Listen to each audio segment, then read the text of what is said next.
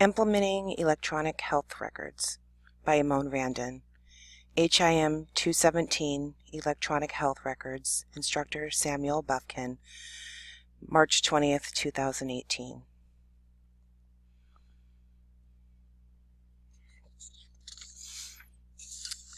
Our world has become such a techie world with technology and globalization. For example, you can go to an Apple retailer. Not only do they sell iPhones, iPads, and Mac computers, they also sell smart jump ropes, smart toothbrushes, and many other smart products.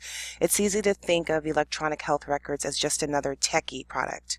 However, electronic health records are much more.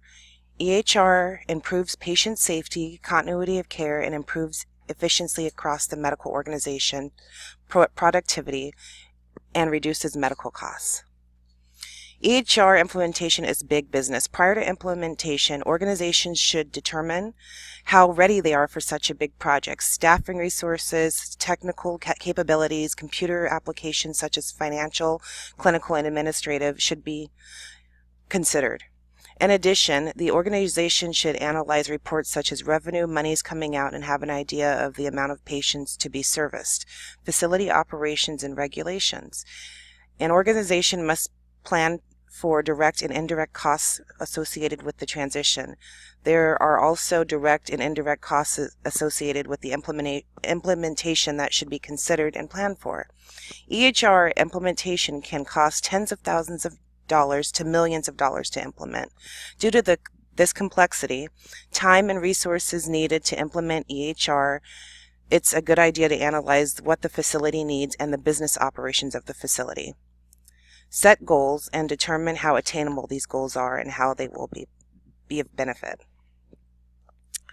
It is essential to have a plan when implementing EHR. It is necessary to identify tasks that need to be completed, as well as determine which tasks need to be started, stopped, and sustained. Workflows for staff may change, increase, or decrease. For example, EHR prescriptions can be e-scribed electronically. With the implementation of EHR, nurses no longer have to call in prescriptions and doctors no longer have to write them. 2 workflow tasks have been eliminated.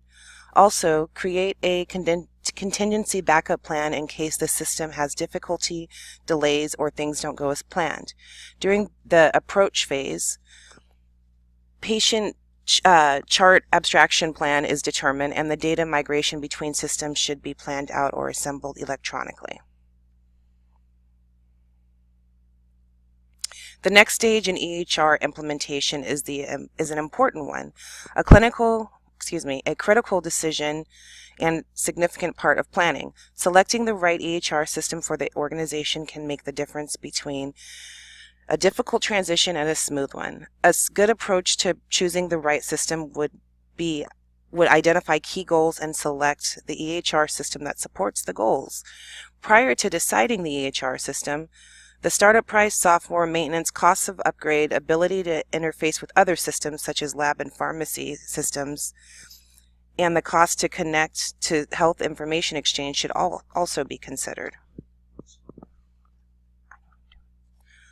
One part of the EHR implementation is to identify which systems to purchase. The other part of implementation involves training staff to use the new system, just rehearsals and go-lives, and to prepare for the real go-live.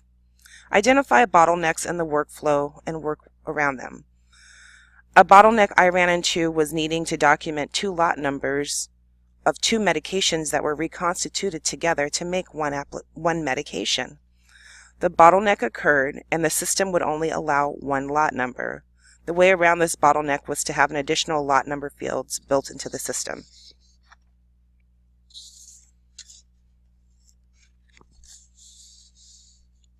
Medicare and Medicaid EHR incentive programs provide financial incentives for achieving medical facilities that achieve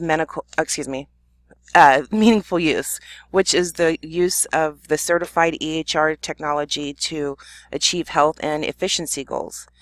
Meaningful use objectives are the following: improve safety, quality, and efficiency, engage patients and families, improve care and coordination, improve public and population health, ensure privacy and security for personal health information.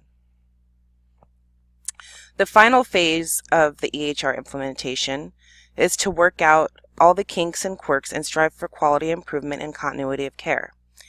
Evaluate organizational goals and needs after the EHR has been implemented.